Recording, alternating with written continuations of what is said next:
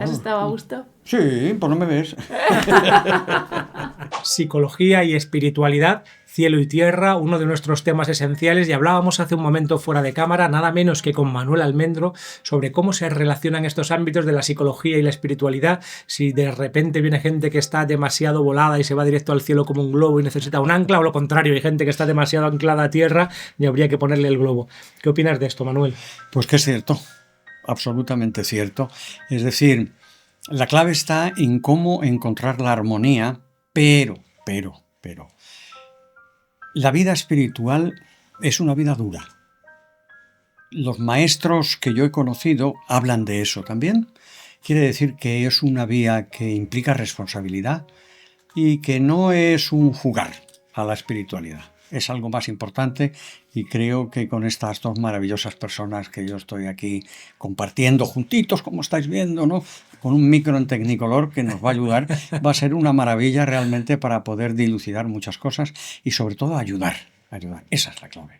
La espiritualidad siempre es mejor en colores. Cuando estábamos intentando presentar a Manuel Almendro, os lo presentaremos ahora a vosotros, pero la presentación más difícil para nosotros siempre es a nuestros propios hijos, ¿no? Y decíamos, viene alguien a casa, ¿quién viene?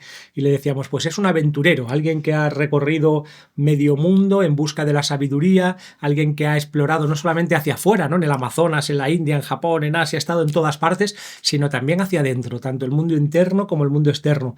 Y entonces te veíamos así, no solamente un pionero en España de la psicología y la espiritualidad, lo que en su época se llamó psicología transpersonal, aunque me parece que ya no te gusta esta etiqueta porque ahora estás en otro lugar, o tal vez en un lugar más amplio, o tal vez lo transpersonal ha perdido un poco el sabor o el sentido que tuvo en un origen, o su seriedad o su cientificidad, y un pionero en el encuentro también entre diferentes culturas, ¿no? Lo indígena, lo amazónico, también un pionero escritor que has escrito. Yo creo que en España sobre psicología del caos lo tuyo es lo más serio que hay o lo más de fondo y sin duda también lo primero, o sea que has estado siempre abriendo caminos, eres, decíamos a nuestros hijos medio de broma, como el Indiana Jones pero de la conciencia, ¿no? De repente cuando les hemos dicho eso ya tenían unas ganas de conocerte y Moisés decía, pero ¿y ha estado en el Amazonas? ¿Y ha vivido en el Amazonas? Sí. Le voy a preguntar cuántos años, ¿no? Hombre, por favor, me hubierais avisado, llego con el sombrero y el látigo y el machete, porque todavía tengo colección de machetes.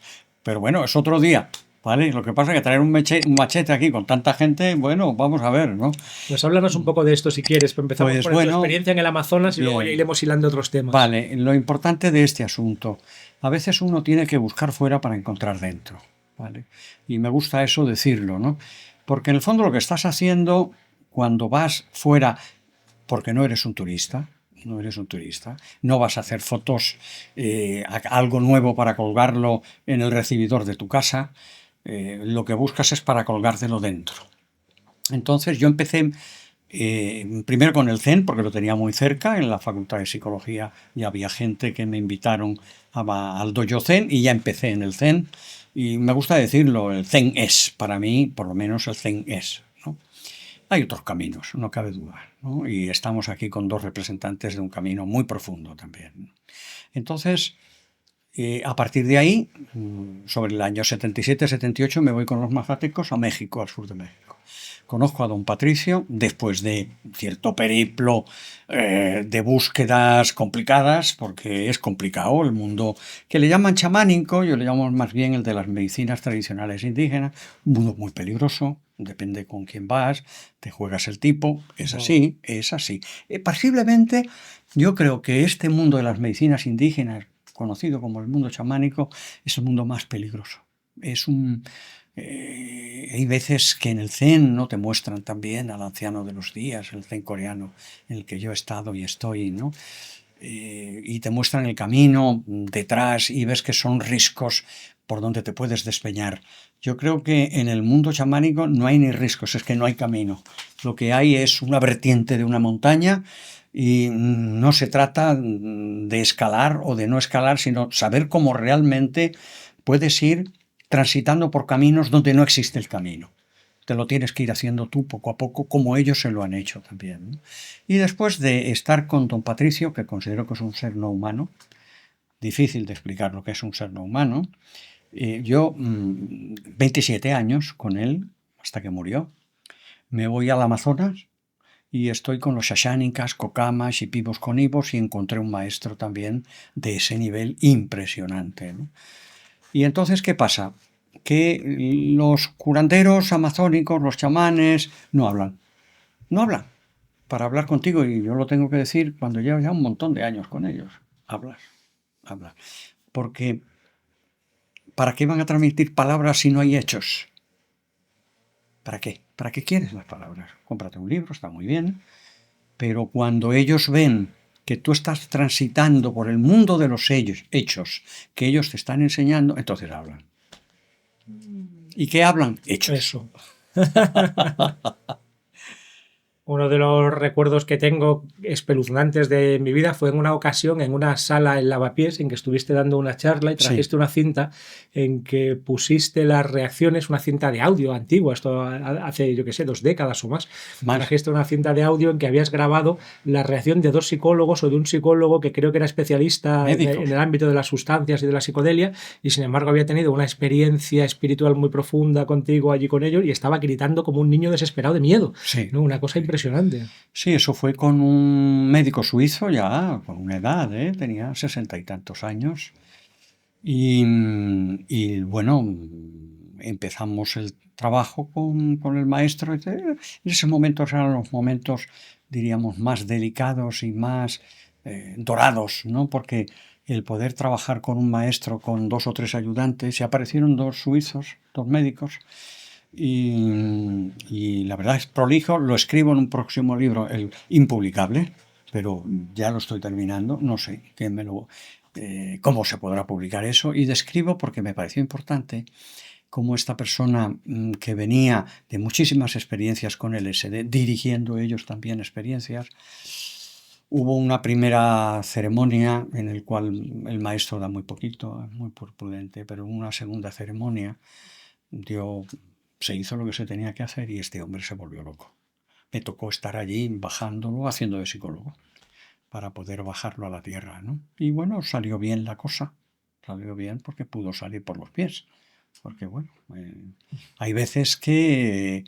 Y está pasando hoy día, ¿no? Nos está llegando mucha gente trastocada con experiencias silvestres.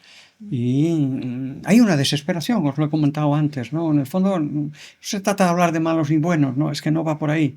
Hay muchísima gente, mucha gente joven y no tan joven, que hay una desesperación en el mundo y la gente quiere encontrar la clave de la vida. ¿Qué es la vida? ¿Qué es la muerte? Lo quiero saber, pero chaval, quien paga no manda. No creas que porque paguéis vas a conseguir algo que está más allá de las causas y de los efectos, ¿no? Pero bueno, ese es el momento en el que estamos viviendo. Esto es lo que hay. Decías antes, fuera de cámara, que pues toda la espiritualidad oriental, los maestros orientales, indios, sobre todo japoneses, chinos, han sido como traducidos o intelectualizados al mundo occidental contemporáneo. Y que eso no se ha producido de manera tan clara con el mundo chamánico. Claro. ¿Cómo podrías traducir al imaginario? Claro, esto es un preguntón. ¿Cómo podrías traducir al imaginario occidental contemporáneo las enseñanzas, la cosmovisión y la visión que tienen de la vida en el mundo chamánico indígena americano, que es el que más conoces? Vale. Bueno, piensa una cosa. En el año 1892-94, final del siglo XIX, llega Vivekananda al Parlamento de las Religiones. Y es un boom. Estamos hablando muchos años. Y ahí se empieza a abrir un campo enorme. Sí que en la época romántica había habido una atención importante al mundo oriental. Los poetas románticos, etc. Y algunos filósofos, ¿no? También ya empezaron a hablar de filósofos alemanes, a tener en cuenta de que había un pensamiento, entre comillas, un pensamiento oriental interesante. Claro, tanta publicación, estamos hablando de 100 y pico de años, pues claro, diríamos que ha habido una expansión intelectual, ¿vale?, de la riqueza del mundo oriental, porque es así. Ahí, del mundo oriental, a veces digo, hombre, es que Oriente es para orientarse también, ¿no? Y cómo ahí nos ha llegado el Zen. El Zen no es solamente Japón, aunque yo me he formado más, he practicado más el Zen japonés, como de la India pasa a China, a Corea. Yo en el Zen coreano también lo he practicado casi más que el Zen japonés, ¿vale? Y aparte, bueno, todo el sufismo también viene de todo ese mundo y todo el Advaita Vedanta y demás. Y se construye un corpus intelectual que tiene miles de libros por todas partes. ¿Cómo traducir? Os diría, vamos a ver, en el mundo de las medicinas indígenas tienes una base que es el mundo de los indios, ya sean Ashanin, Cachipivos, etcétera, etcétera, que respetan de una manera intuitiva lo que el maestro indígena propone. Sí que se ha publicado mucho del chamán como una persona que es capaz de darle una coordinación a los pueblos. Y eso es así. Es un poco político, y es cierto, tradicionalmente era el que arreglaba las cosas de los pueblos, tradicionalmente, eso está cambiando mucho, obviamente, ¿no? Y cómo había, por parte del buen curandero indígena, un designio que ya se producía en el vientre de la madre. ¿Vale? Y cómo ya en la propia población, incluso del mundo, diríamos, chamánico del Ártico y de Siberia, ya se producía eso. Y había un designio, llámale de Dios, de la conciencia universal, que venía esa persona especial a darle un sentido a la vida al grupo en el cual él nacía. Eso tradicionalmente eso ha sido así. Claro, esto ha ido cambiando mucho. A partir de los años 50 del siglo pasado, todas las tribus indígenas, me lo han contado ellos mismos, empiezan a moverse, a desaparecer. Quedan núcleos, por supuesto, quedan todavía grupos de indígenas no contactados, tanto en Perú como en Brasil. Y yo conozco gente que de alguna manera tienen relación con los grupos de no contactados. Pero claro, también puede haber un mundo muy primitivo ahí. Sí, puede haberlo. Ahora bien, lo digo con toda claridad, la evolución no solo ha sido, diríamos, la mente occidental, qué sé yo, el paradigma de la evolución. Esto no es cierto. Miren, los mundos indígenas y los mundos orientales siguen su propia evolución. Y se contacta de que puede haber como 2500 años en los cuales los indígenas ya conocen el mundo de las plantas y evolucionan. ¿Por qué? Porque me lo han explicado, es que mi padre trabajaba con esto, mi abuelo trabajaba, preguntaban, por fin pudieron conectar. Para el mundo verdadero, por ejemplo, del Amazonas, es mucho el mundo de los espíritus. Es decir, si no hay espíritus, nosotros no somos nadie. Y cómo ellos han ido preguntando a las plantas y conectando con los espíritus, es decir, esta planta sirve para el hígado, esta planta hay que tomarla para el cerebro, esta planta hay que tomarla para el corazón. Así. El hecho de poder, por su parte, ser capaz de percibir el mundo de los espíritus, estoy hablando como hablan ellos, ¿vale? El mundo de los espíritus que hay detrás de las plantas necesita un nivel de vibración tan alto que una persona que pudiera entrar ahí no podría soportarlo. Y eso es uno de los problemas que tienen las tomas silvestres de peyotes, ayahuascas, etc. Porque produce un nivel de vibración que la persona no lo puede resistir y el cuerpo no lo puede resistir. Y se produce instantáneamente un ictus o un problema cardíaco o una muerte instantánea que se están produciendo. ¿Vale? Están pasando más cosas también. Entonces, hilando con la pregunta, la cuestión es que a la esencia de 3 personas que yo he conocido, conociendo maestros zen y maestros hindúes, yo es lo más poderoso que he visto. 3 chamanes. A este ser que mencionabas, don Patricio, y otros 3 y 2 más. Yo es lo más poderoso que he visto. Y he trabajado con maestros zen que están considerados top level, o sea, a niveles internacionales. Claro, también depende de mi capacidad de poder percibir, porque uno es humano, ¿no? Pero bueno, yo hablo con cierta propiedad y no quiero pecar tampoco de humilde, ¿vale? Tampoco de soberbio, pero tampoco de humilde, ¿vale? Y decir, claro, en el mundo del zen no se habla, es el silencio, o sea, es sentarse frente al silencio, ¿no? Pero es que ellos también están en silencio. O sea, yo los he visto en la hamaca, se pueden tirar todo el día entero. En un estado de meditación, madre de mi alma, impresionante. Claro, ¿por qué yo puedo hablar de esto? Porque lo he vivido, tengo que decirlo. Es que si no, ¿para qué voy 40 años a estos sitios? Eso. ¿A hacer fotos y escribir libros? Oye, pues a que lo haga cualquiera. A mí eso no me interesa. A mí lo que me interesa es cruzar la raya. ¿Qué hay más allá? Cuando ellos cruzan la raya, ¿qué sucede? ¿Qué es la vida y qué es la muerte? Es decir, poder entrar en la... Hablábamos antes también de lo que es la dimensión de la Tierra y hablábamos también de lo que es la dimensión del cielo. Estamos hablando de entrar en dos mundos que son más, porque después cuando yo ya empecé a trabajar con ellos, me di cuenta de que cuando traspasas la raya no hay solo un nivel, infinitos niveles. Esto no hay quien lo entienda. Menos mal. Esto no hay quien lo entienda. Y si lo quieres entender con la mente, lo único que puedes hacer es volverte loco. Así que lo mejor es bajar la cabeza y decir, madre de mi alma, lo que hay aquí. ¿Qué es lo que se encuentra la gente en el momento que entran en la muerte? ¿Vale? Y me ha costado ver procesos de personas acompañándolos en el mundo de la muerte, cómo realmente entran en esos niveles. Pero, ¿sabes qué pasa? Que no están preparados. No están preparados. Esa es la verdad y todo el sufrimiento. Y cada vez, y eso se dice a niveles internacionales en nuestra profesión, estamos muriendo peor. Lo que queremos es materialismo y queremos es comprar. La muerte es incomprable, no la va a comprar nadie. ¿Entiendes? Aunque seas el manda más del mundo. No, no. ¿Qué pasa diciéndote de este asunto? Un buen curandero no habla. Una entrevista no sirve para nada. Por lo tanto, ellos no pueden transmitir nada. Porque además, como que no tienen palabras, yo creo que es que no quieren tener palabras y pueden decir sí, no, sí, alguna cosa, pero el conocimiento que ellos tienen es de tal calibre que no caben palabras. El maestro Zen sí que puede decir algunas cosas, pero tampoco tantas puede decir. Y si te vas a las Vaita Vedanta, sí pueden hablar más cosas. Aunque yo creo que realmente, vamos a ver, el estado de Satori, ¿quién lo puede hablar?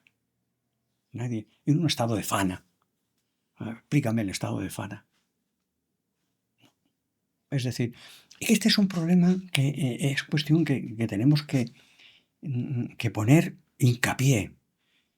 Sí, está muy bien leer, están muy bien los conceptos y las palabras, pero si realmente quieres llegar a algo, tienes que llegar a través del hecho. Y posiblemente uno de los mayores hechos que hay es el silencio. Por eso nos cuesta tanto. Que me expliquen qué es el silencio. ¿De qué? No sirve de nada. Oiga, dígame el silencio. No. Trata de parar tu mente, porque el silencio no es solamente parar la boca, es parar la mente. Entonces, mira lo que es el silencio y ahí uno va entrando en campos. Muy posible que los estados profundos de oración y meditación del mundo místico que está, como decía Rumi, cuando lo que está detrás del pensamiento, ahí está Dios, ahí hay algo. Pero claro, el silencio no estoy media horita al día, es que no. Es que el silencio no es media horita al día, es una actitud de por vida. Y cuesta, claro que cuesta. Pero la vida cuesta. Sí, queremos comprar espiritualidad de 4 a 5, como dices tú, ¿no? Los jueves de 4 a 5 soy muy espiritual y entonces pago la clase y ya me vuelvo a casa a lo de siempre. No vamos a ninguna parte con eso. Yo creo que lo primero, si hablamos de la espiritualidad, siempre me preguntan mucho qué es la espiritualidad, es encontrar el verdadero sentido de la vida. Ese es. Y es un sentido interno. No es el sentido que te diga el de enfrente, no, el sentido interno. Y el núcleo espiritual de las grandes religiones es un núcleo intacto que contienen realmente la vena mística, que es el motor, el verdadero motor, que mucha gente se queda en las religiones de por fuera. Pero es dentro lo que hay, ¿no? En la vena mística. Y a mí me gusta mucho decir a veces esto, ¿no? Que dice Jesús de Nazaret. Dice, no, sí, el reino de los cielos está dentro de vosotros. Está dentro. Míralo dentro. Vale. Es lo que hay. Me viene una pregunta, igual me salgo un poco de tema, pero la importancia, el poco acercamiento que he hecho yo como al mundo chamánico, la importancia que dan al contacto con los ancestros. ¿Qué nos puedes decir de esto? Proceso oxígeme. Sí, ahora Pues te vamos así a preguntar sobre esto porque ya lo traemos. Ya, Abrimos el oxígeno. proceso oxígeno. Claro, claro. Vamos a ver. Mira, yo te digo una cosa. Hay mucha gente que nos escuche igual. No estamos aquí desde los 20 años en esta historia. Yo creo que en la barriga ya de nuestras madres algo había ahí. Hay algo ahí. Y si una persona... Voy a los ancestros, ¿eh? No me pierdo. Si me pierdo, como yo soy un poco caótico, me tiras de la oreja, que la tienes cerca. Entonces, la cuestión está en que si uno se va a su infancia y de pronto dice, oye, tengo 40 años, vete a tu infancia y verás que hay signos allá que te hacen ver de una manera palpable que lo que estás ahora buscando o viviendo ya estaba en tu infancia. Quizás no esté en todo el mundo, seguramente, pero sí está en la gente que de alguna manera quiere conectar con la necesidad de salir de esta ignorancia que nos envuelve. Seguro. ¿Vale? Entonces, ¿qué está pasando ahí? De que tú tienes unos ancestros que seguramente hay una línea que tú estás conectando también, tan espiritual y tanta importancia puede tener los ancestros de uno que nazca en Barcelona, como de uno que nazca en Sevilla, como de uno en la propia selva amazónica. Aquí no hay bajadas y subidas. Ahora bien, ¿por qué con los ancestros? Porque si quieres legalmente, y os lo digo después con toda sinceridad, a algún sitio, y lo dijo San Juan de la Cruz, tienes que limpiar toda la sombra de la memoria que arrastramos. La memoria, la sombra de la memoria, es la que nos lleva a la ignorancia, al miedo, al odio, etcétera, etcétera, etcétera. Entonces, claro, ellos lo saben muy bien. Y ellos dicen, hay que estar en paz con los ancestros. ¿Qué quiere decir eso? Que tienes que limpiar todo tu pasado oscuro, que traes algo a este mundo. En este mundo habrá ángeles, pues yo no los conozco. Los que hay son demonios, demonillos, todos llevamos una parte de sombra nuestra, todos. Nacemos en este mundo porque es un mundo de estudio duro. Aquí hay mucho curso. Hay que currar. Aquí hay que trabajar. El que quiera vivir, bueno, a base de Coca-Cola y hamburguesas, porque viva. Pero este es un mundo en que tú tienes que saber que es un mundo donde existe el sufrimiento y la muerte. Y cuando tú ves sufriendo a la gente, yo trabajo con el sufrimiento, vosotros también, uno no puede ser feliz diciendo qué maravilla de mundo, si acaso eres feliz por decir, qué maravilla el poder ayudar. Yo creo que el mayor gozo que hay en esta tierra, en nuestras profesiones, es, se me está permitiendo ayudar. ¿Qué más quieres? ¿Qué más quieres? Primero te tienes que ayudar a ti mismo, eso está muy claro.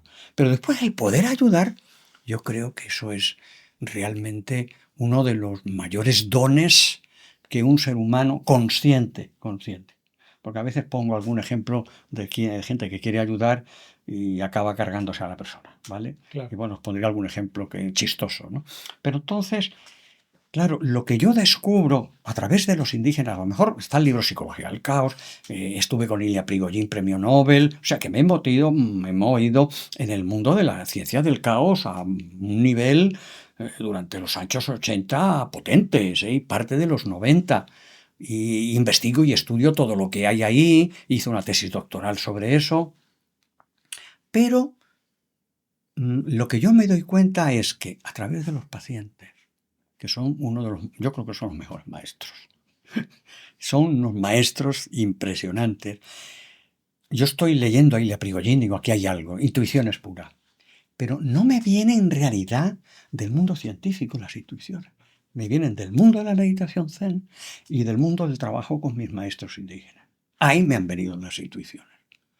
¿Que después se vierten en el mundo científico y en el mundo de la dimensión de la psicología? Sí.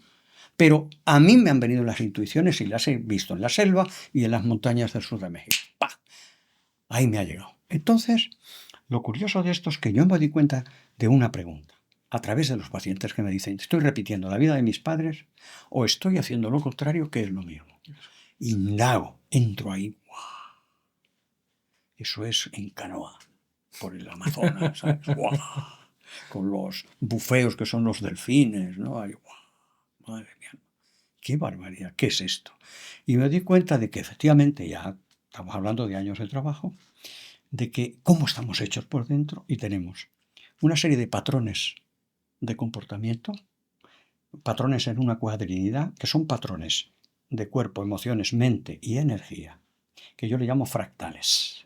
Fractal es una fracción, y es complicado entrar ahora mismo en las teorías del campo, porque casi necesitaríamos una entrevista para eso, pero sí me doy cuenta de que son fractales, son patrones complejos de comportamientos y traumas. El trauma es una herida vivida en total soledad y en total intensidad, que a veces a una persona la puede llevar a la muerte. Y un patrón también, porque eso yo lo he visto, ¿vale? Yo lo he visto. De cómo hemos tratado a gente con a veces un patrón de autodestrucción que no lo dejan salir de casa, ¿vale? Entonces yo me di cuenta de que estamos hechos de ese molde, estamos hechos de patrones complejos de comportamiento y traumas. Y que hay que entrar a través de un trabajo, que no puede ser solo un trabajo de mental. Está muy bien si los que hagan psicoterapias mentales, bueno, si son buenos, pues van a conseguir. No, hay que trabajar con el cuerpo y hay que trabajar con estados de conciencia.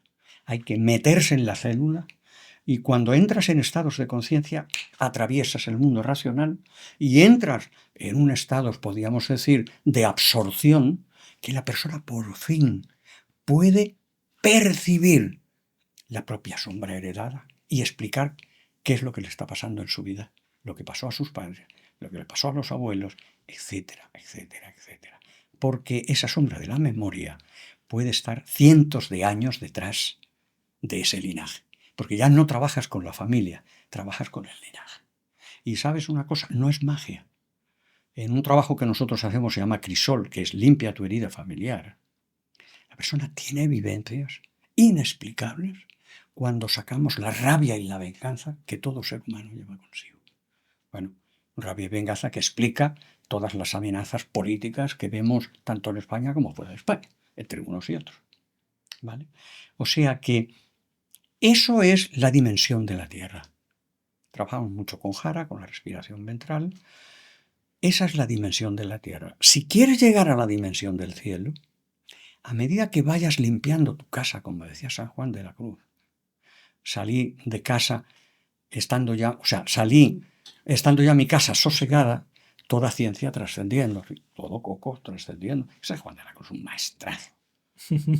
Es impresionante. Aquí nos gusta mucho. Y hasta los orientales, Swami Sideswarananda, y no sé si lo conoces, es un maestro hindú que tiene un libro sobre San Juan de la Cruz que es una belleza. Una belleza. Yo hablo de Swami Sideswarananda, ¿no? Hablando de, si tenéis en Occidente a un maestrazo de este tipo, por favor, no digáis que no tenéis maestros, ¿vale? Y entonces, ahí tenemos ese asunto, ¿no? Es más chamánica Santa Teresa, con las moradas, como va entrando, que más chamánica, lógicamente. San Juan llegó a un nivel elevadísimo, tanto que los famosos dibujos donde él habla del proceso,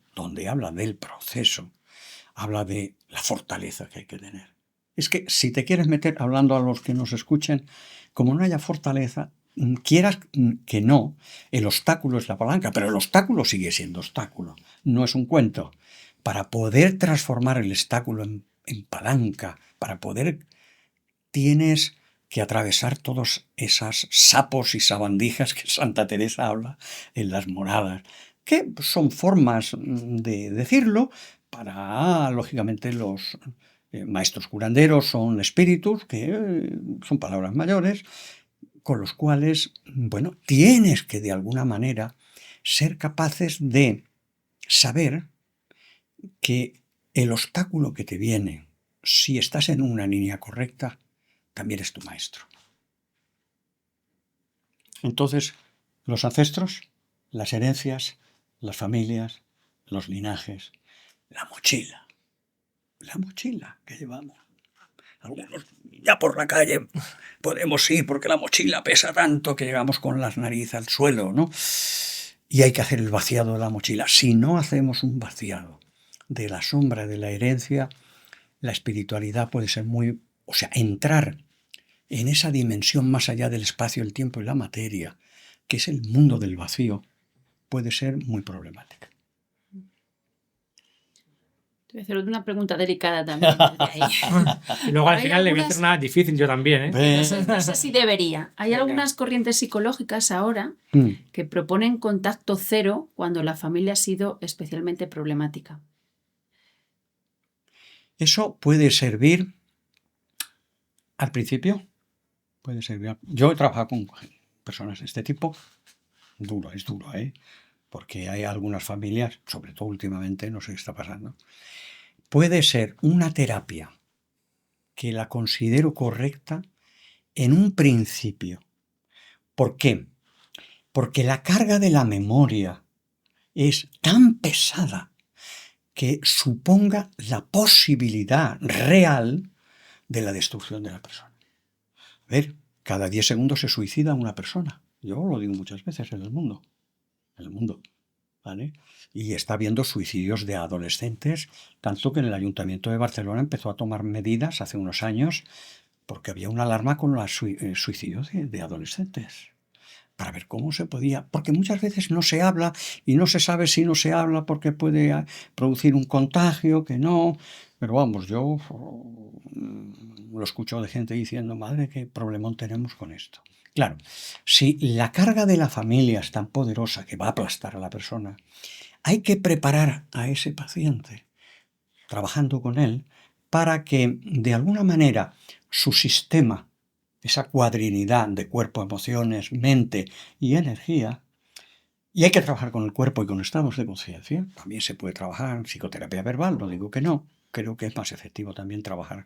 He trabajado una vez con un grupo me trajeron de casi 200 adolescentes, la mayor parte estaban condenados. Habían sido condenados, salían de las cárceles. Eso es un trabajo inmenso, que no se puede trabajar con 200. Es que fue una cuestión de hacer un seminario de fin de semana, pero yo le dije a la psicóloga, digo, mira, esto es imposible, vamos a trabajar, vamos a parar este asunto, pero hay que trabajar con 3 o 4 como máximo, porque esto es demasiado. ¿Vale? Y bueno, aquello salió, pero trabajé con el cuerpo en vibración inducida, que es un trabajo que hago yo con estados de conciencia, y se ponían todos a reír porque estaban pasándole cosas diciendo, hombre, sin fumar, canutos, oh, lo que estoy viendo. O sea, mira por dónde a esta gente los podemos más o menos manejar. Es decir, sería así, pero una vez se haga una terapia, diríamos, preventiva, la persona ya puede entrar, lógicamente, porque te diré una cosa. Por mucho que queramos, no vamos a poder ni negar ni tapar la memoria de familias conflictivas. Es que es imposible. El electroshock, que era un barrido de la memoria, pero duraba un tiempo y tenía unas consecuencias. Entonces, ¿cómo vas a barrer la memoria? Sí, que puedes trabajar fortaleciendo a la persona y después hay que entrar en la memoria, que queramos o no, la llevan dentro. Lo que, claro, tienes un león ahí enfrente y no tienes para domarlo, pues oye, sal de la jaula. Y cuando veas que ya te conviertes, puedes entrar y eso sí. Eso, fortaleciendo las partes buenas para que luego puedas para poder encarar, encarar digiriendo y eso, poderla encarar. Eso sería, sí. Qué interesante todo lo que está contando Manuel, especialmente en las relaciones entre psicología y espiritualidad. Y como estamos diciendo que la espiritualidad no se compra ni se vende, voy a aprovechar para vender nuestro curso que empieza el año que viene. ¿Qué te parece, Mardía? La paradoja, Bueno, la paradoja. Tendréis que elegir entre hacer el proceso Oxigeme con Manuel o estar en nuestro curso, que haremos todos los miércoles por la tarde. O las dos cosas. O A las lo dos mejor las cosas. dos. No hay elección posible, hay que hacer las dos cosas. Hay que hacer las dos.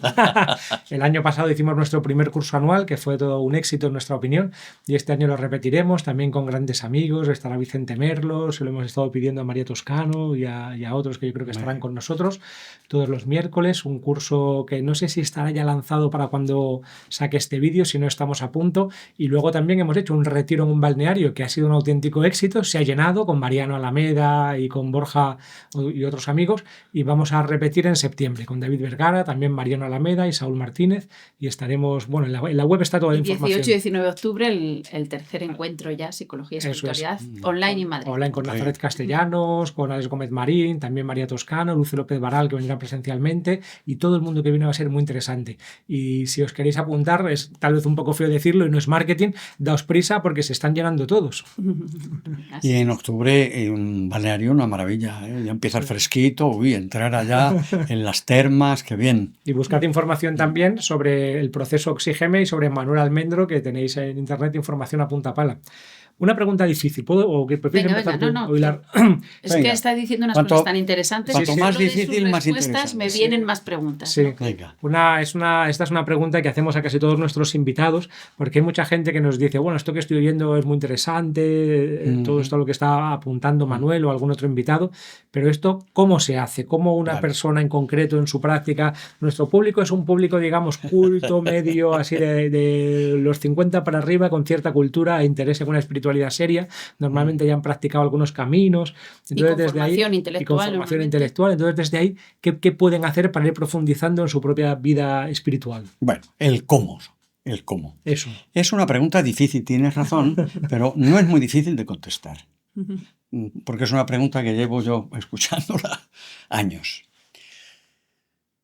Lo primero que tú puedes hacer es, si quieres hacer desde el proceso Oxigeme y desde la perspectiva de 40 años en el mundo clínico, entre, diríamos, la relación que pueda haber entre la dimensión de la psicología y la dimensión espiritual, como he dicho antes, hay que limpiar la casa. Tienes que indagar con un proceso cuál es la herencia que has recibido.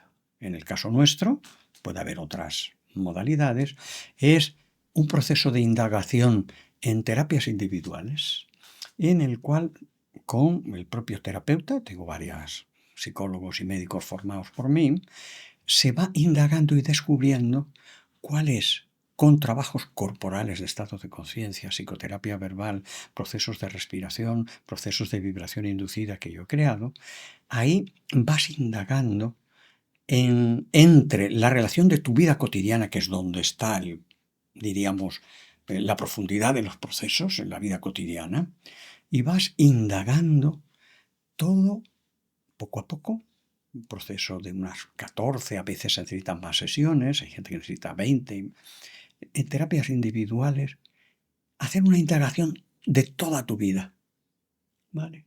E indagando en la memoria cuáles son los patrones y los posibles traumas que empiezan a emerger. Y se trabajan los traumas con estados de conciencia. Es decir, primero, si no te limpias por dentro, complicado, ¿vale? Y lo pueden hacer en el proceso, como lo pueden hacer con vosotros, hay varias modalidades. Yo esto hace ya que trabajo en esto desde el año 84. Entonces, a medida que la persona va resolviendo y disolviendo y viendo cuál es el mundo que ha heredado, hacemos un seminario, se llama Crisol, que es un seminario invivible, porque trabajas 15 horas diarias en un trabajo de sacar toda la rabia y venganza, si es posible, no solo que tienes a niveles personales, sino a niveles familiares y a niveles de linaje, y limpias la memoria. Acabamos de hacer un seminario y bueno, pues ahora hay testimonios de todo esto. Nosotros llegamos a que entre el 80 y el 90% de la gente que viene, y los testimonios lo podrán decir ellos, dicen mi vida es antes de Crisol y después de Crisol. Eso estamos hartos de verlo. Es así. es lo que hay en el trabajo nuestro, ¿no? Por lo tanto, se dan experiencias en sacando la rabia y la venganza, con unos trabajos difíciles de explicar, porque sería un poco prolijo, y descubriendo los secretos de la propia vida personal y familiar, porque están en la memoria. No te lo tiene que decir tu padre lo que ha pasado, o tu abuelo. De pronto, mucha gente dice, estoy viendo ciertas cosas. Wow. De hecho, fíjate que eso es así, que cuando han ido a hablar con abuelos y padres, con 3 generaciones, ¿tú cómo sabes esto? Porque está en la no es magia, está en la memoria. Por lo tanto, el primer cómo es comiendo y digiriendo toda la sombra que llevas dentro. A medida que tú vas haciendo un vacío en esa sombra, ¿qué es lo que desciende? El mundo espiritual. Es así. Lo limpias y entonces baja. La luz es como, el cristal está sucio, limpias, sale el sol y dices, ¡uf! Pulir el espejo del corazón o limpiar la casa que es el enamorado del corazón. Importante, Eso es. importante el cómo. Vale. Equivocaciones de algunos maestros que dicen, tengo que hacer en el mundo espiritual. Hay que hacer esto para conseguir esto. Falso. No hay causalidad. Hay causalidad en unos niveles, como estamos hablando, biográficos, etcétera, etcétera. Pero incluso tampoco hay causalidad. ¿Cómo es posible que en ciertos trabajos de poder sacar la rabia y la venganza aparezca una memoria? Y tú dices, pues no hay relación causal entre esa memoria que está enterrada y lo que está haciendo la persona. ¿Qué quiere decir? Maravilla. Maravilla. Es una maravilla. Es decir, no creas que vas a hacer esto para conseguir aquello. No creas que sentándote en posición zen de meditación, me siento porque voy a conseguir que el espíritu descienda. Ya el espíritu dice, tururú, ya no va a bajar. Esa es una siguiente respuesta al cómo, que es el descenso del espíritu, del cual habla en los mundos indígenas, y el descenso de la gracia. El descenso de la gracia no pasa por nuestra voluntad. No pasa. Es inexplicable. No pasa por nuestra. Por tu voluntad está labrar el camino, ¿de acuerdo? Aquí tienes uno en el proceso Oxígeme, como en el que están haciendo ellos, seguro que hay un trabajo de labrar el camino. ¿Me entiendes? Ahí labras el camino. Te vas a sentir mejor. Vas a ver una cosa fundamental que la gente que ha pasado, estamos hablando de miles de personas que han pasado por el proceso Oxígeme, porque yo he dado seminarios a veces a 600 personas, ¿sabes? No han llegado a una gran profundidad, pero todos han encontrado una mejora en su vida. Si no, yo no tendría trabajo, ni los alumnos tampoco. La gente no es tonta, no van a los sitios porque sí. Hay una transmisión. Entonces, el cómo, y ya lo decía Krishnamurti. Krishnamurti es un maestro interesante a tener en cuenta. Ciertas cosas hay que hay saberlo escuchar. No hay tantos maestros, no hay tantos. Lo digo porque yo ya lo digo, pronto van a faltar discípulos, porque bueno, esto va a ser. Hay un montón de maestros que de pronto se suben después lo pasan mal los pobres. Pero bueno, la cuestión está pero en la humildad, que es lo que se dice en el mundo amazónico. Dice, ¿cuál es la maestra la maestra realmente de un maestro indígena? La humildad. Tanto es así que don Patricio Mazateco, yo ya lo he dicho muchas veces, no era humilde, era la humildad. El mayor poder que yo he visto en mi vida, la humildad de ese hombre. ¿Cómo? Pues no sabía explicarlo. Lo tienes delante y dices, ¡guau! ¿Esto qué es? ¿No?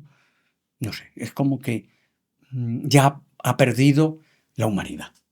Ya no huele a humanidad, huele a esa humildad, ¿no?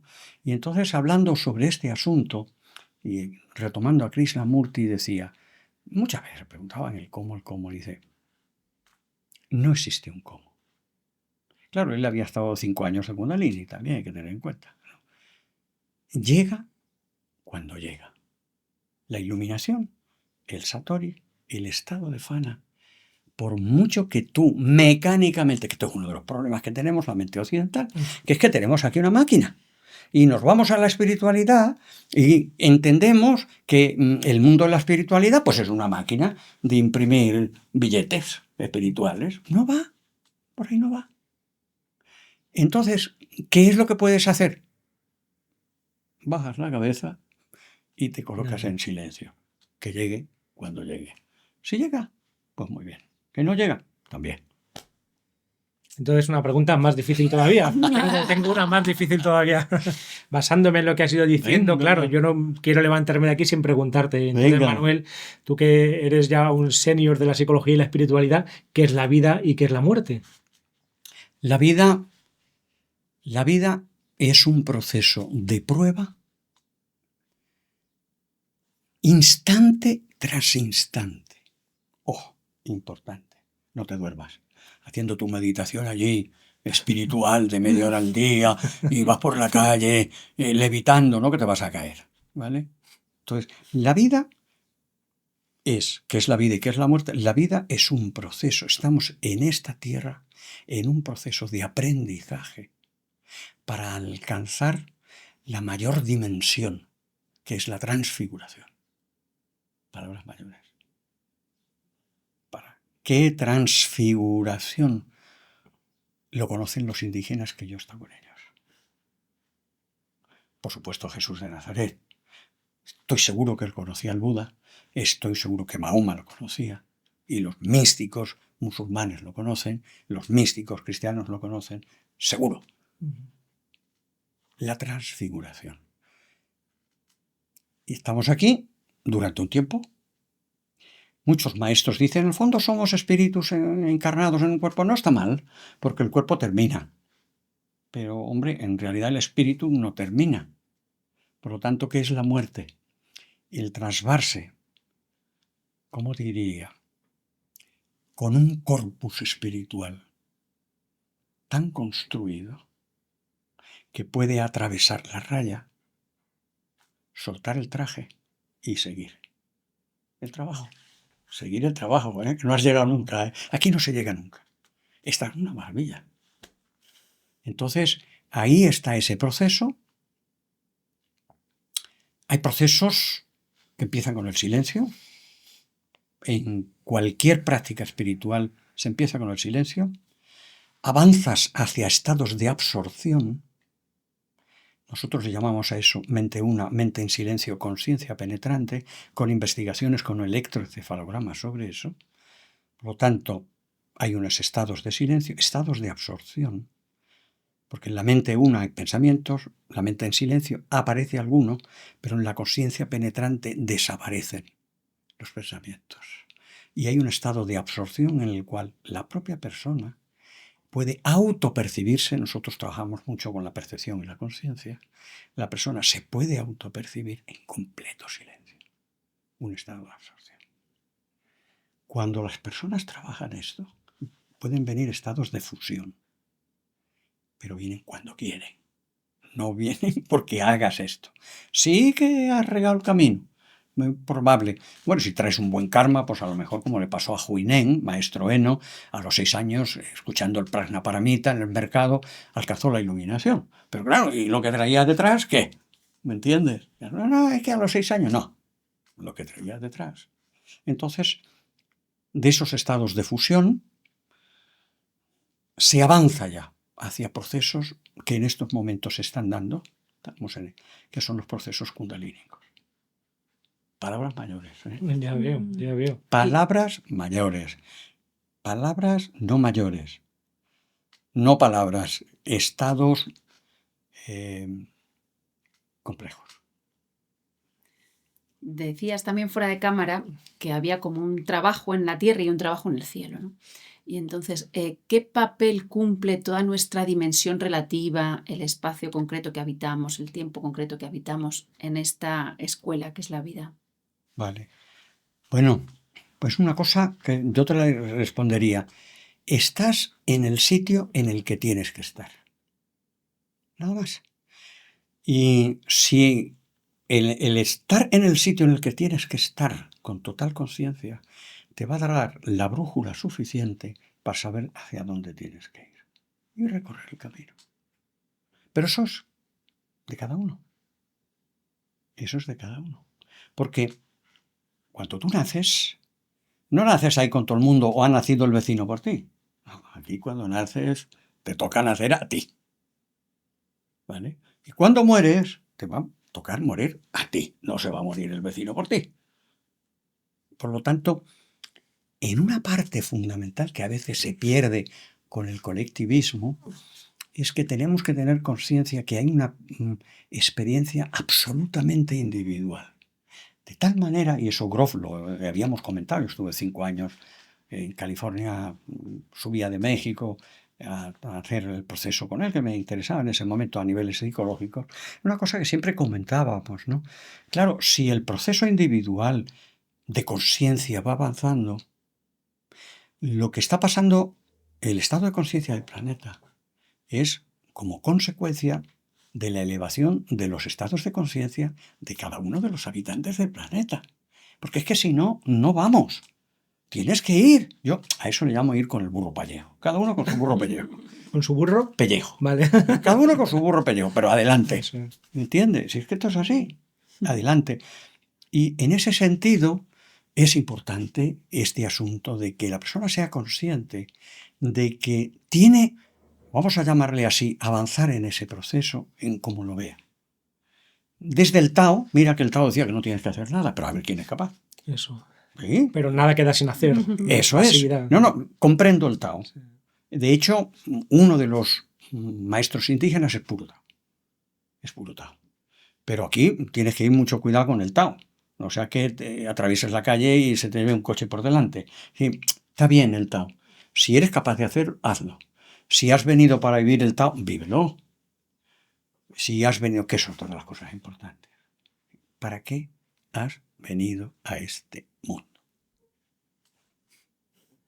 Pues como importa, como decías también, el tiempo concreto que estamos viviendo, Sí. y hasta ahora hemos estado hablando más bien de la dimensión de lo celeste, de lo absoluto y de la eternidad, te voy a hacer una pregunta que ya es la peor encerrona que se te puede hacer, Venga. pero si no quieres no me respondas y escápate, Sí, yo te dejo escaparte. Bueno, ¿Cómo lees si no tú- sacas la pistola, sin problema. ¿Cómo lees tú los tiempos actuales en una perspectiva de la marcha de la historia y de lo político en España y en el resto del mundo? Very clear. A ver, lo que yo te digo no es una opinión personal mía. Tengo muchos maestros encantadores. Bueno, yo soy agradecido a la vida totalmente. ¿Vale? A mí yo me pongo de rodillas, bajo y me podías tirar ahí. Bueno, la oración que hacen los musulmanes, ¿no? Que representa la humildad. Sí, aquí agáchate porque es que lo que hay ahí, madre de mi alma, que quieras ponerte de pie para creer que tú mandas, ¿dónde vas? Desgraciadillo, baja la cabeza. Baja. Hay dos fuerzas en el universo. Te lo comenté antes. Ya lo decían los persas con Hormuz y Arimán. Yo lo he hablado porque esta pregunta. La verdad es que espero, bueno, pues que claro, pues son preguntas que son ahí, que son, diríamos, fundamentales, ¿no? Hay dos fuerzas en el universo. Las fuerzas oscuras y las fuerzas luminosas. Las fuerzas oscuras maléficas, las fuerzas, diríamos, divinas, lógicamente, luminosas divinas. Oye, si tú te vas al mundo musulmán, existe el diablo. Te vas al mundo cristiano, existe el diablo. Si te vas al mundo budista, está Mara. Si te vas a los mundos hindúes, la verdad es que ves cada demonio allí que es para salir corriendo. Por ejemplo, el mundo tibetano, budismo tibetano, que proviene de la religión Bon, y que son medio chamanes, medio chamánicos, y como Trumpa, maestros estupendos, ¿no? Que realmente han alcanzado unos niveles altísimos con su provocación, porque era un maestro provocador. ¿Provocador para qué? Para que existen esas dos fuerzas, las fuerzas oscuras y las fuerzas luminosas. Y lo que se dice en el núcleo místico de la religión es que donde están las fuerzas oscuras, allí las fuerzas luminosas tienen que estar. Allí donde está Mara, Buda tiene que estar. Allí donde está el diablo, Jesús tiene que estar. Y ahí es lo que dicen. De tal manera que la pregunta es, ¿tú para quién trabajas? ¿Para quién trabajas? Porque yo percibo gente que trabajan para las fuerzas oscuras y las he visto. Y en el mundo de los curanderos hay, y yo me juego la vida, de gente que trabaja para las fuerzas oscuras, tratando de dominar tu voluntad. Pero te voy a responder a una pregunta todavía más pregunta. Bueno. Ojo al parche. Porque yo creo que ya más respuestas no tendría. la verdad, excepto comer con vosotros maravillosamente. Vamos, y esto me lo han enseñado los maestros y lo que yo he vivido con ellos, vamos cada vez más al inframundo. Cada vez vamos más abajo, más abajo. Porque la esencia de la Tierra es un mundo de pruebas, al nivel y en la dimensión tanto de conciencia como de materia en la que estamos viviendo, que es que el proceso es así, no se puede evitar. Por muy malos que sean los malos, que no son, a veces no son tan malos, ni los buenos son tan buenos, ni los negros son tan negros, ni los blancos son tan blancos, el proceso es que es como, imagínate la Tierra que va cayendo en el vacío, imagínate el océano y cada vez va bajando hacia zonas cada vez más abisales. ¿Por qué? Porque en el fondo de lo más abisal, si somos capaces de resolver, nos va a esperar la luz, el mundo de la luminosidad. ¿Vale? Un error que se puede producir, y es grave, que aceleremos el proceso de la bajada de tal calibre que no seamos capaces como humanidad, de poder ir transformando el proceso oscuro en proceso luminoso. Es decir, la bajada, tú vas bajando, aparece cada vez más oscuro y estamos viendo noticias horrorosas. Yo creo que van a venir más horrorosas todavía. Pero si bajas demasiado rápido, tal vez el peso de la sombra nos impida realmente hacer la transformación alquímica. Esto es así. ¿Y la transformación alquímica cuál es? La transfiguración.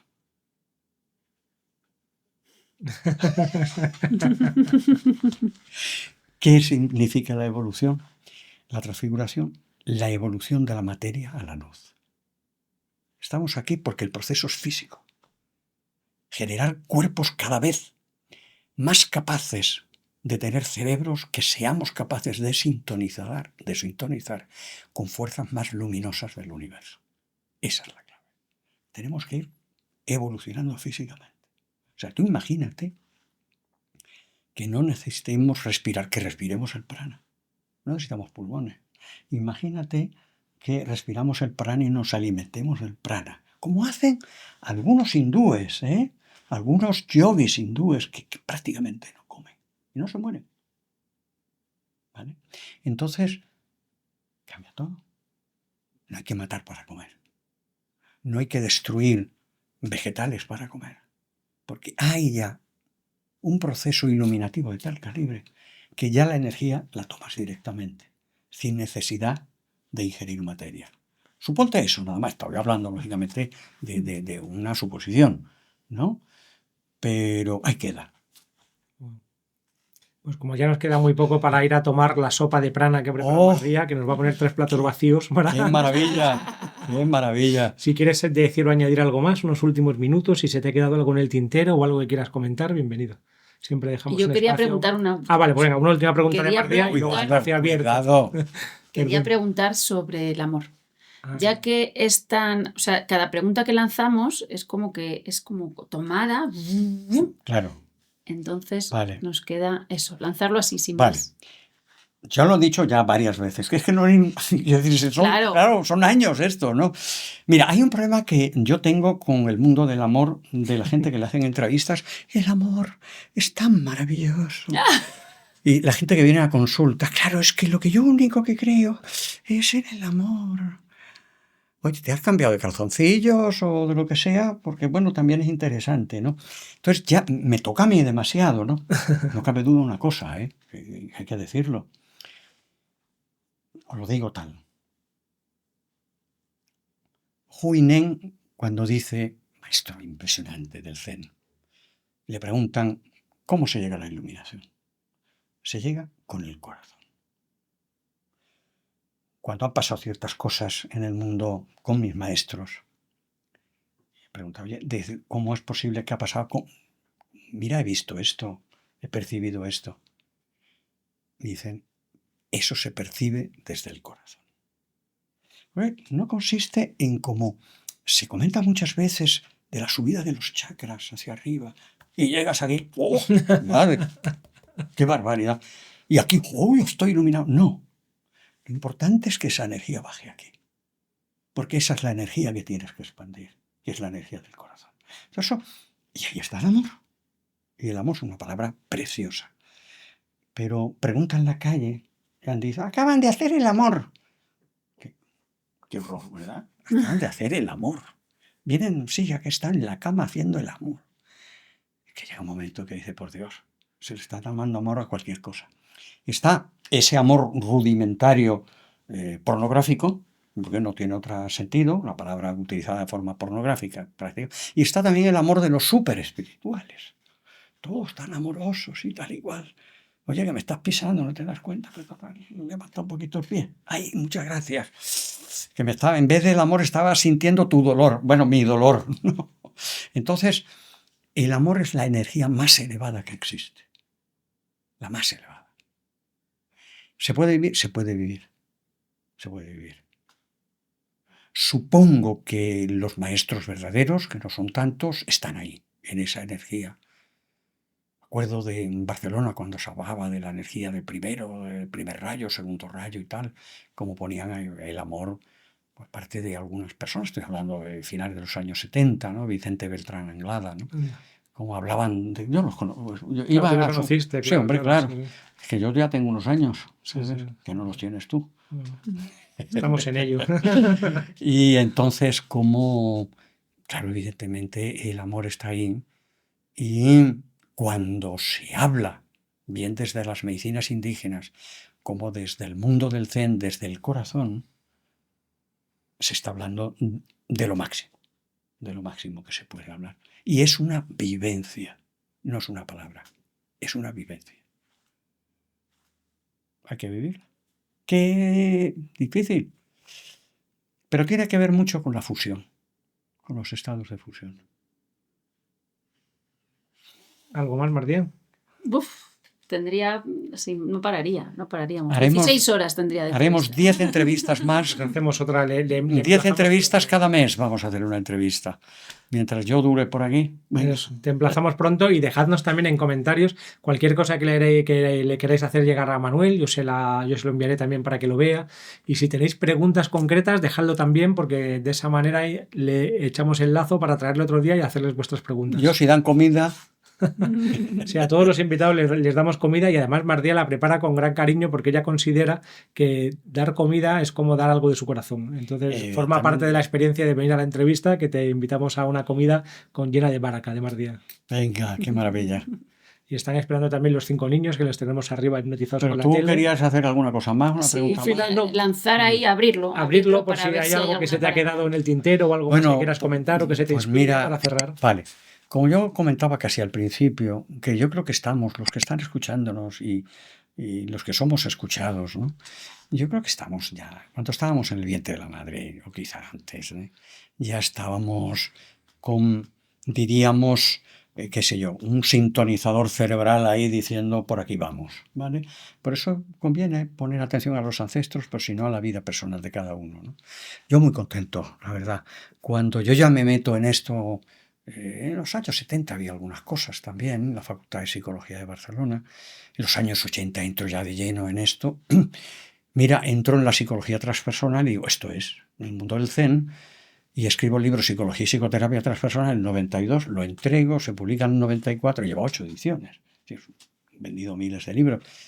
Digo, hombre, está la idea que uno tiene, pero después tiene que estar el valor, que es que aquello me está siendo útil para la gente, ¿no? Claro, la gente no sabía lo que era la psicología transpersonal y yo, venga, estuve explicando años lo que es. Ahora explico lo que no es, porque lo primero que me encuentro un día de psicología transpersonal es una persona que estaba echando el tarot. Y a eso, era psicóloga transpersonal. Y dije, mira, está muy bien el tarot, es un mundo de arquetipos muy curiosos, pero, hombre, la psicología transpersonal... y se lo comento a algunos psicólogos transpersonales, o sea, titulan, a ver si por ganar, qué sé yo, un apellido, estamos perdiendo el sustantivo, ¿vale? A ver si me entiendes. Bien, sí. Sí, estamos perdiendo la seriedad. O la Claro, psicología. una cosa es la psicología, Sí. transpersonal es el adjetivo, pero el otro es el nombre. Si resulta que te metes en el adjetivo y pierdes el nombre, ¿qué estás haciendo, no? Bueno, pues eso ha sido así. Tanto es así que propongo a niveles internacionales con Stanley Krippner, que además todos estos libros ahora se están publicando en Cambridge, uno sobre Transpersonal Psychology and Science, y lancé una botella al mundo diciendo qué podemos hacer con la psicología transpersonal, y salió el libro. Lo escribimos entre Douglas MacDonald, un profesor de la Universidad de Detroit, y yo mismo, y invitamos a gente pues desde la India, desde España, de un montón de sitios, ¿no?, que estaban como dándose a conocer hace unos cuantos años, ¿no? Y lo publicó Cambridge, ¿no? Pues yo contento también, hemos visto que ha funcionado. He publicado libros. Hablabas de María Toscano, hizo un capítulo precioso con Germán Ancochea, que Claro. en paz descanse, sobre, bueno, pues la mística, ¿no? Y en el libro Crisis, 3 libros colectivos que están, pues yo estoy muy encantado, realmente, de que todo eso sirva. ¿Qué es lo importante? Si lo que queda es lo que sirve.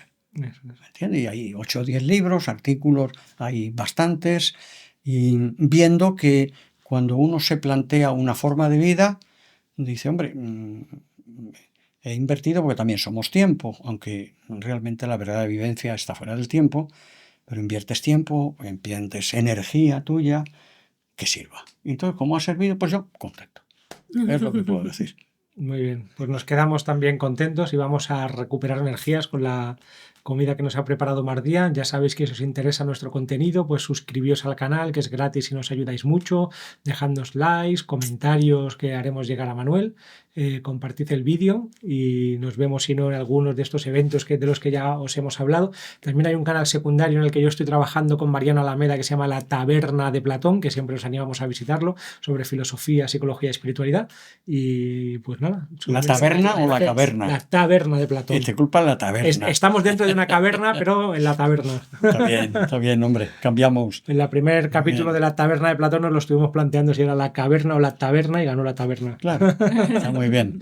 Bueno, pues esto ha sido todo. Muchas gracias a todos. Muchas gracias, Manuel, por Gracias a vosotros. compartir este rato con nosotros, por tu entusiasmo, tu energía, tu alegría y tu sabiduría. Todo lo Bueno, que nos traes. un poquito cansado porque llevo 15 días sin parar, Sí. pero todavía queda. Ahí Venga, mientras tengas fuelle, yo veo que no te para nadie. Vamos a ver. Seguimos. Estupendo. Gracias a todos y bendiciones. Que vaya bien.